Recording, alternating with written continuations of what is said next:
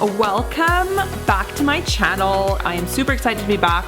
I have so many new ideas for videos. Today I'm going to be doing a little collective haul of new fragrances that I've added to my collection. And before I get started, I wanted to also let you know that in the information bar below this video, I've added now a link to the Buy Me a Coffee site, which is basically like a different version. It's basically like Patreon. I know Patreon is really a popular way to support creators, but it also has a lot of bureaucracy behind it and a lot of stuff that is just simpler through Buy Me a Coffee. So it's a way to support your favorite creator if you would like to buy me a coffee. I think I've actually set it up to buy me a glass of wine.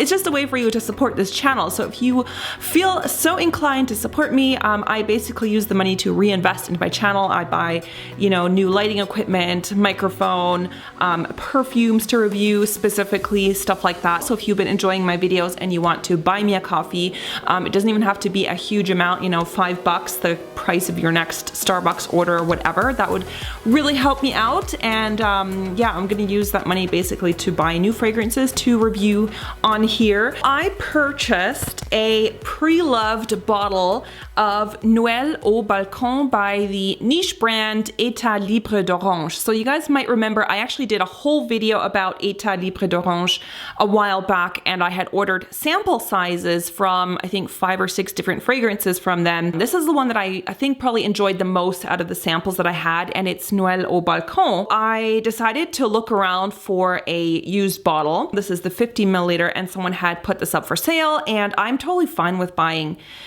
partially used bottles because it's such a great way to try maybe a perfume that you may not have purchased full price because it might be really expensive or something, or to try something that you're just not sure about because you are going to get it for a much better price. So maybe there's like 35 milliliters left, I'm guessing. I think it's about 35 milliliters left. So that's going to last me a while with my vast perfume collections. Very Christmassy honey type of fragrance. And I don't really have a fragrance where honey is the main note. And I remember smelling the tester of this, and it's so beautiful. It's honey and lots of spices, and it really reminds me of Christmas time because it also, I think, has cloves and cinnamon or something in it. But the honey is really, really pretty in here. This is actually such a beautiful Christmassy fragrance. Like this would go so good at around this time of year, but just in winter in general, if you like honey scents. I'm just not super impressed with the sillage of this. This is one that it does smell nice, but it does sit pretty close to your skin, and it doesn't have major performance. So that's kind of a bummer because this is kind of a more expensive brand, but I will be, wearing this more and experimenting with this more, testing it out more. But so far I do really like the fragrance. This is a 50 ml of Kenzo Jungle. This is another super beautiful fragrance that I think is perfect for this time of year because this smells super spicy, Christmassy kind of. I mean, yes, you can wear this at different times. There's also a very dominant mango note in here, which kind of gives it a more exotic touch, like exotic fruit. It's basically a very spicy, very robust fragrance. If you don't like spices, you probably won't like this because this is a beautiful, beautiful fragrance. The performance on this is super good. This is also one by Dominique Ropillon, which is why I was actually interested in it because he is a master perfumer. He has done a lot of fragrances that I really enjoy. This is basically a niche type of fragrance in a more affordable designer line. I think the 100 milliliter bottle has, this one is more like, this is plastic, I think, and I think in the 100 milliliter bottle, the elephant on here is made of real metal. So if you're like a collector, you might want to go for the large bottle, but for me, 50 ml is totally enough. This is a very strong fragrance and lasts a long time. So even the 50 ml bottle will last me a while because yeah, you don't need to constantly touch up. It's amazing performance, super, super spicy and beautiful. This was also a recent fragrance purchase by Lalique. Their perfumes are always packaged so prettily.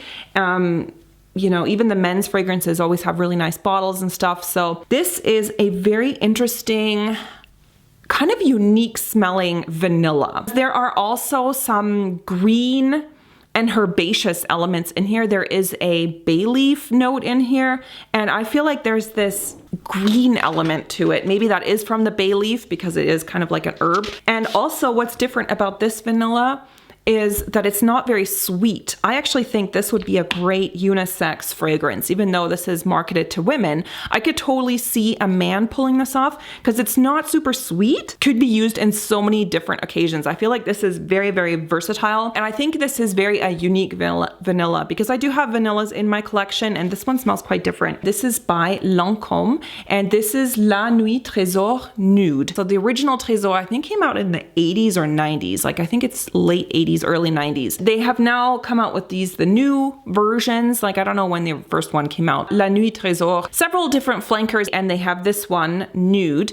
And I have smelled them all, and I think none of the other ones really are my thing. Like, I don't know, I actually don't have any. This is my only Lancome fragrance in my collection because I don't think I'm really a Lancome girl. This is a beautiful rose, coconut, and vanilla, and has a little bit of freshness. I think there is bergamot in the top note. So when you spray it, you do get a little bit of freshness, and rose is a main player on here. It has that very typical Lancome rose note, and I think the rose in here is very light and fresh. It's not like a super dramatic, gothic, deep, dark rose. It's like a beautiful, fresh, very feminine rose. Yeah, this is so delicious. And it also has, yeah, dominant notes of coconut and vanilla. The coconut and vanilla just makes it really, really creamy. And this is a very feminine fragrance. It is sweet, but it's not sugary sweet. It's nowhere near as sweet as like La Vie est Belle by Lancome. I love the freshness of the rose and the bergamot or the citrus element in here just makes it lighter and fresher. And it's really, really nice. I really enjoy this. And another one that I actually purchased secondhand, so this is pre-loved. So I bought this on like a local buy and sell website here in Switzerland that they don't even focus just on fragrance. They have like they sell anything. This is the 90, I think it's 90 milliliters or is it 100? Yeah, no, it's 90 milliliters. So this is the large bottle of the original Shalimar by Guerlain. They were selling this for 20 Swiss francs. I couldn't believe it. Even on discounters, this retails for like about 60 or 70, sometimes even 80 on discounters here in Switzerland for this size. And there's barely any missing, as you can see. Like the person said she had tried it like once or twice and she didn't like it, and so she decided to sell it. I have smelled this multiple times in store, and I've never purchased it because it is a super vintage smelling fragrance. I mean, this is a really old fragrance. This came out, I think, in the 1920s or something like that. I don't really have any super vintage fragrances in my collection. Not that this is a vintage bottle, because I definitely don't have any vintage bottles in my collection. I don't know, I'm not that much of a collector to go and hunt those down. But I don't have any fragrances from like a bygone, long ago era. And I've always kind of wanted to experiment with Shalimar because I do have the new one. I have the Shalimar Souffle de Parfum. I have that one and I do enjoy that. I don't wear it as much as I thought I would. I'm gonna be honest, I'm not even sure if I really enjoy this. You know what, for 20 bucks, I thought I'm gonna have the chance to really try it out because this is a kind of a challenging fragrance. And I know it's a classic. This is an absolute classic fragrance. Like I said, it's been around forever. And this was created, I think, by Jacques Guerlain. This is such a vintage smelling fragrance. I know vanilla is in here, but I wouldn't really consider this a vanilla fragrance. Like, yes, there is vanilla in here. I know that. There's so many florals in here. There's some florals in here that I'm not super fond of even. And there's also the note of civet in here, which I actually don't mind civet. So it has a very animalic note to it. There's also leather in here. I love the bottle. I think it's just an iconic fragrance. I mean, for 20 bucks, like, I couldn't resist.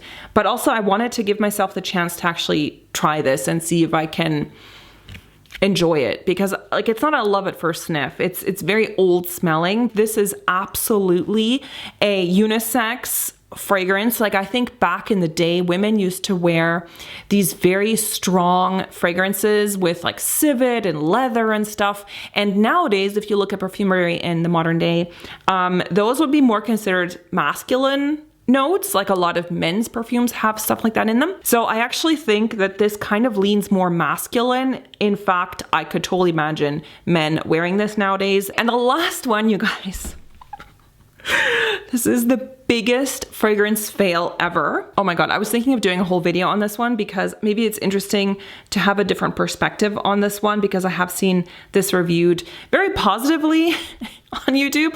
And this is a tester bottle of Chopard Casimir. So this is actually a tester bottle. So the actual lid is missing. It just came like this, but it was very inexpensive. I think I paid, I don't know, like 13 or 14 Swiss francs for this bottle. This is 100 ml. Oh my God. I have never had such a visceral reaction to a fragrance. I'm gonna spray it. When I put it on my skin, it made me gag. It smells nothing like the notes.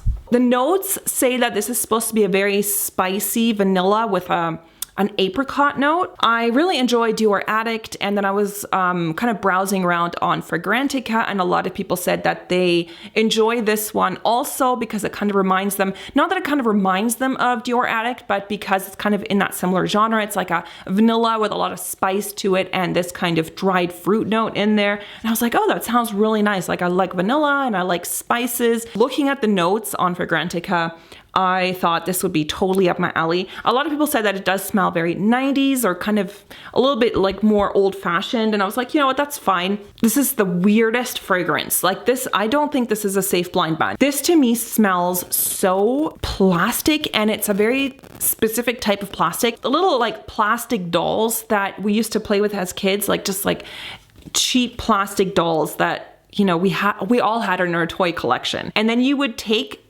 that plastic and smell it, like the smell of those plastic baby dolls.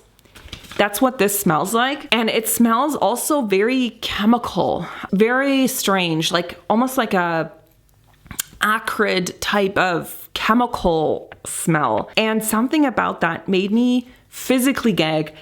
It's very strong, like it's a very strong fragrance. The longevity is amazing. I had to wash this off. I had sprayed this on my arm because I first tested it and I was like, oh, maybe it's gonna smell different on my skin, which it always does. I sprayed it on, like I started gagging because I could not tolerate that plastic head smell. So I really don't understand how the notes would translate into something that smells like this, because it really smells like just absolutely revolting to me. And I don't think, I've never owned a fragrance that has revolted me. Some are just like, it's not really my thing, but this actually revolts me. I was reading reviews on this and people are saying, oh, they really smell like apricot and the vanilla and stuff. And I cannot smell that. If you like this video, please remember to subscribe. You can support this channel by buying me a coffee. I'll have the link for that below. Give this video a thumbs up, and I would love to know from you in the comments what's the latest purchase that you've made fragrance-wise, and I will see you guys very soon. Bye.